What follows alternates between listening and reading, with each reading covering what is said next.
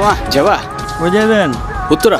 হ্যাঁ মামা যাবো না, ওইদিক মেলা যা। আরে চলো না, ভাড়া বাড়াই দিব না। আরে মামা কইতেছি তো যাবো না, এখন অফিস টাইম, ওইখানে জ্যামে পড়লে সারাটা দিন যাই বাবা, ঝামেলা আছে। এত ঝামেলা থাকলে রাস্তায় বেরোইছো কেন? চাই বসে থাকলেই পারো। এ ভাই টাকা তো দিলে আবার হেলমেটটা নিয়ে যাচ্ছেন। আরে সরি ভাই, আসলে তাড়াহুড়োর কারণে ভুল হয়ে গেছে। এই যে আপনার হেলমেট, এই যে আপনার ভাড়া। বাকি টাকাটা দিবেন না? ওইটা আপনার কাছে রেখে দেন, সিগারেট খেয়ে নিন। এই শহর তো মাইন্ড ইউর ওন খাতা। স্যার আসতে পারি? আসো। এই যে আমার ক্লাসের সবচেয়ে গুণধর ছাত্র, যেমন তার চলাফেরা তেমন তার ড্রেস আপ তেমনি তার লেখা।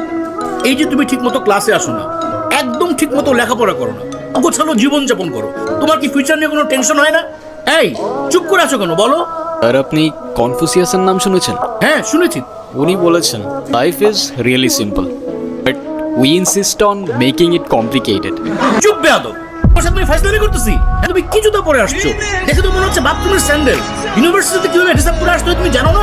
আসলে স্যার এক্সামের জন্য লেট হয়ে যাচ্ছিল তো, তাই আসার সময় পায়ের সামনে যেটা পাইছি ওটা করে চলে আসছি। খাতা দিলাম, প্রশ্ন দিলাম, ওই চেয়ারে বসে চুপচাপ পরীক্ষা দিলাম। যদি কোনো রকম নকল করার চেষ্টা করো, উল্টা পাল্টা কোনো কিছু করার চেষ্টা করো, I will punish you. Yes sir. কলম।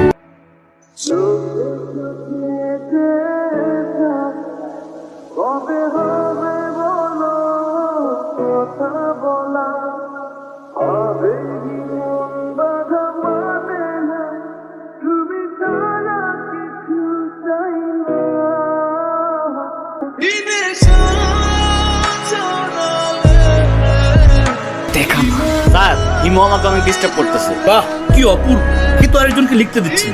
তার উপর আপনি ধপধপে একটা সাদা খাতা নিয়ে বসে আছেন। আপনি পরীক্ষা দিতে আসছেন কেন? আসলে স্যার আমার মনটা সাদা তো, আমার সবকিছুই সাদা।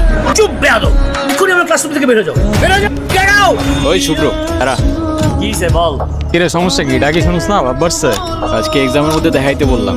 কি করলি তুই? আমরা এক ক্লাসে পড়ি, ডাক দিস একটু দেখাবি না? কি করলি? উল্টা স্যারে বলে দিলি। কেন এটা কেন করলি? ও তোমাকে কেন দেখাবে? ও তোমাকে কেন দেখাবে? তোমার নিজের কি ব্রেন নাই? তোমার কি জ্ঞান বুদ্ধি কিচ্ছু নাই? তুমি বাসা থেকে পড়াশোনা করে আসতে পারো না? তুমি চুপ থাকো, আমি তোমার সাথে কথা বলতেছি। কেন ও কেন চুপ থাকবে? আর ও তো ঠিকই বলছে, তুই বাসার থেকে লেখাপড়া করে আসতে পারস না। তুই কিন্তু মুখে মুখে কথা বলতেছিস। হ্যাঁ করতেছি তো, কি হয়েছে? কি করবি তুই? কি করবো না? বেয়াদব ছেলে, রাস্তাঘাটে গুন্ডামি শুরু করছো? বস্তির ছেলে কোথাকার।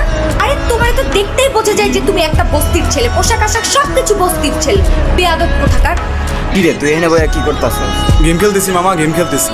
তুমি এনে বয়া বয়া গেম খেলতেছো আর ওইদিকে তোমার পাখি লেগ পারে একা একা বয়া রয়েছে। কে ইরা? হ্যাঁ যাও একটু আদর যত্ন কইরা দিয়া হও মামা। কি বলছ মামা? ইরা? কি ব্যাপার রকি, কিছু বলবা? তুমি জানো না কি বলবো? শোনো, আমি তোমাকে আগেও বলছি, এখন আবার বলছি, তোমাকে আমি পছন্দ করি না আর কোনোদিন করবো না, বাস শেষ। ইরা তুমি কি ভেবে বলছো? তুমি জানো এর পরিণাম কি হতে পারে? পরিণাম কি হতে পারে মানে? শোনো, আমি ভেবে বলতেছি আর তুমি আমাকে স্বপ্নেও কোনোদিন ভাববে না। যাও তো যাও, আমাকে ডিস্টার্ব করবে না, যাও এখান থেকে যাও। প্রেম যেহেতু করবাই না, প্রেম করে যেটা করতাম সেটা করে ফেলি। আরে কি আশ্চর্য!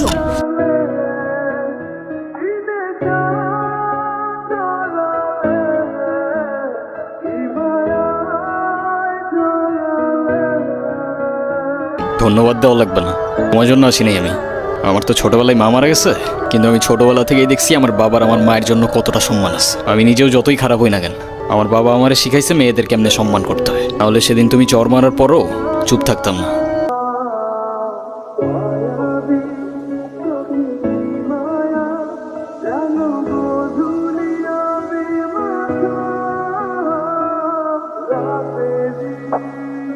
এই হিমু শোনো না। কি হয়েছে? তুমি আমার রাস্তা আটকাচ্ছ কেন? তোমার সাথে আমার কোনো কথা নাই। আচ্ছা তুমি এরকম রেগে যাচ্ছ কেন? সেদিনের ব্যবহারের জন্য আমি এক্সট্রিমলি সরি। তুমি আমার কাছে মাপ চাচ্ছ কেন? তুমি কোনো দোষ করছো? এ শরৎ, তোমার সাথে কোনো কথা বলার ইচ্ছা নাই আমার। আরে শোনো না, প্লিজ আমাকে এবারের মতো ক্ষমা করে দাও। আমি না না বুঝে ভুল করে ফেলেছি, সরি বললাম তো, সরি। আচ্ছা ঠিক আছে, মাফ করলাম। আচ্ছা ঠিক আছে, তাহলে আমরা এখন ফ্রেন্ডস। আচ্ছা friends.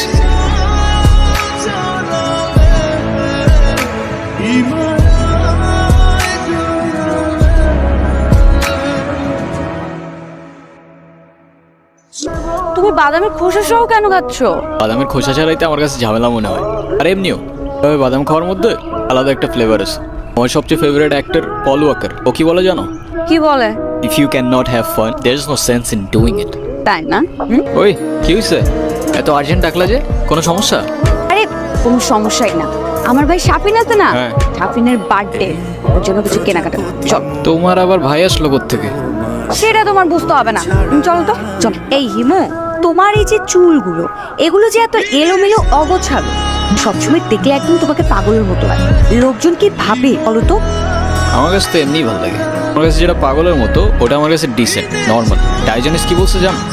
It is not that I am mad, it is only that my head is different from years. হ্যাঁ বাবা, কি হয়েছে? তুমি থাকো, আমি আসতেছি। এ মামা রাখেন তো একটু, রাখেন রাখেন। এরা আমার না মনে হয় এখন যাওয়া উচিত, বাবার শরীরটা খারাপ। উচিত মানে কি? এক্ষুনি যাবে? যাও যাও যাও, তাড়াতাড়ি যাও। আচ্ছা তুমি সাবধানে যাও তাহলে। আচ্ছা এই এটা দাও। এগুলো কেন? এগুলো তোমার জন্য কিনেছি। আমার মানে? তোমার জন্য মানে এগুলো আমি তোমার জন্যই কিনেছি। নিজে থেকে তো কখনো কিছু কিনবে না, থাকবে পাগলের মতো অবস্থা। এখন থেকে তোমাকে গুছিয়ে দেওয়ার দায়িত্বটা আমি নিলাম। আরে তুমিও না পারো। আচ্ছা সাবধানে যাও। এই দাঁড়াও দাঁড়াও, আবার কি? এটা ধরো, এর কি? Hair spray. এটা আবার কখন কিনবা? ওই যে তোমাকে যখন আসতে বললাম, আমি ওয়েট করছিলাম তখন। আচ্ছা ঠিক আছে বুঝলাম hair spray, but hair spray দিয়ে আমি করবো কি? হেয়ার স্প্রে দিয়ে মানুষ কি করে বলো তো? এই যে তোমার পাগলের মতো যে হেয়ার গুলো, এগুলো হেয়ার স্প্রে দিয়ে ভালো করে সেট করবে, সেট করে তারপরে চলাফেরা করবে। ঠিক আছে? আচ্ছা ঠিক আছে। আচ্ছা তুমি সাবধানে যাও। এনো মা, চলেন। হ্যালো হিমো, গুড মর্নিং। কি ব্যাপার, সকাল সকাল কল দিছো কেন? কি এটা এত সকাল? সকালে কোনোদিন ঘুম থেকে উঠেছেন আপনি?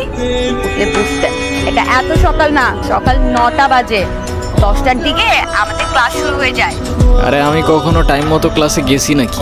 এখন থেকে প্রত্যেকটা দিনই সময় মতো ক্লাসে যাবেন, আমি বলেছি তাই। সরি, পারবো না। আজকের পর থেকে তুমি আমার সাথে আর কোনো কথা বলবে না, আমিও তোমার সাথে কথা বলবো না। রাখছি, বাই। দাঁড়াও দাঁড়াও, আরে রাগ করো কেন?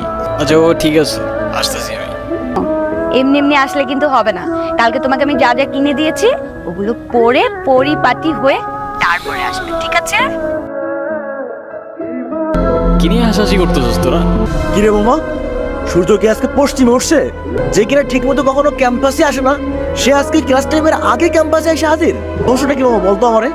আছে এক জাদুকর, তার রহস্যময় জাদু দিয়ে চেঞ্জ করে বলছে আমাকে। মানে সেই জাদুকরটা কে? আমাদেরকে বল, আমরাও একটু শুনি। আরে কিছু জিনিস থাক না গোপন। আচ্ছা হিমু, তুমি কি কাউকে ভালোবাসো? না ভাই, এসব ভালোবাসাটা আসা আমারে দিয়ে হবে না। তুমি শোনো না, তুমি কি আমাকে তোমার লাইফের অনেক ইম্পর্টেন্ট কোনো পার্সন মনে করো? আমরা যখন আমাদের সময় কাউকে দিই, আমরা আমাদের লাইফ থেকে একটা অংশ তাদেরকে দিয়ে দিই, যেটা আমরা কখনোই ফেরত পাবো না। তো যেহেতু আমি তোমার সাথে অনেক সময় কাটাই, তো তার মানে এইটাই তুমি আমার লাইফের ইম্পর্টেন্ট একজন, আমার অনেক ভালো বন্ধু প্লাস আমার বেস্ট ফ্রেন্ড। ও তোমার জন্য একটা জিনিস আনছি। বাদাম? তুমি আবার খুশি সহকারে বাদাম খাচ্ছ? আরে বাবা আমি পারি না খোসা ছাড়াই বাদাম খাইতে, কি করবো আমি? কি ব্যাপার, তুমি খোসা সহ বাদাম খাচ্ছ কেন?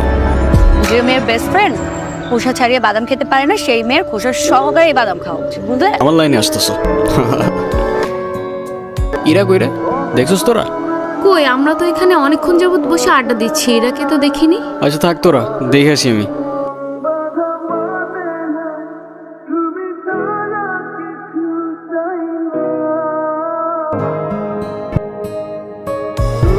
এতদিন কোথায় ছিলা তুমি? তোমায় আমি পাগলের মতো করছি এই কয়দিন।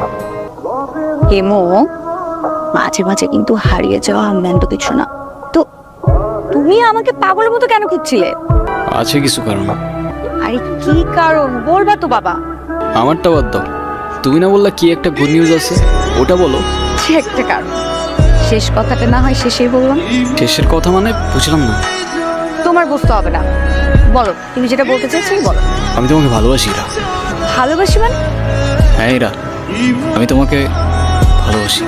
ছন্ন ছাড়া হিমু আজকের হিমুতে পরিবর্তন হয়েছে তো তোমাকে ভালোবাসি বলে। হিমুর জীবনে ইরা না আসলে এই জীবন কখনো পসিবলই হইতো না। এতদিন আমি কিছু বলতে পারিনি ভয়ে আমাদের ফ্রেন্ডশিপটা নষ্ট না হয়ে যায়।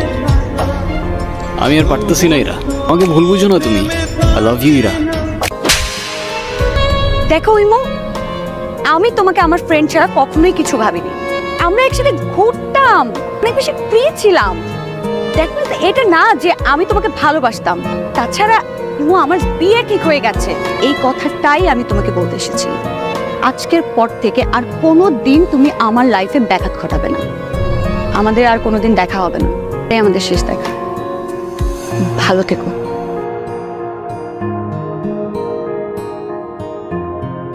প্রত্যেকটা মানুষের জীবনেই এমন একজন আসে যে কিনা এলোমেলো জীবনটা গুছিয়ে দিয়ে যায়, কিন্তু সেই গোছানো মানুষটাকে ধরে রাখার মতো সাহস বা ক্ষমতা নিয়ে কেউই আসে না।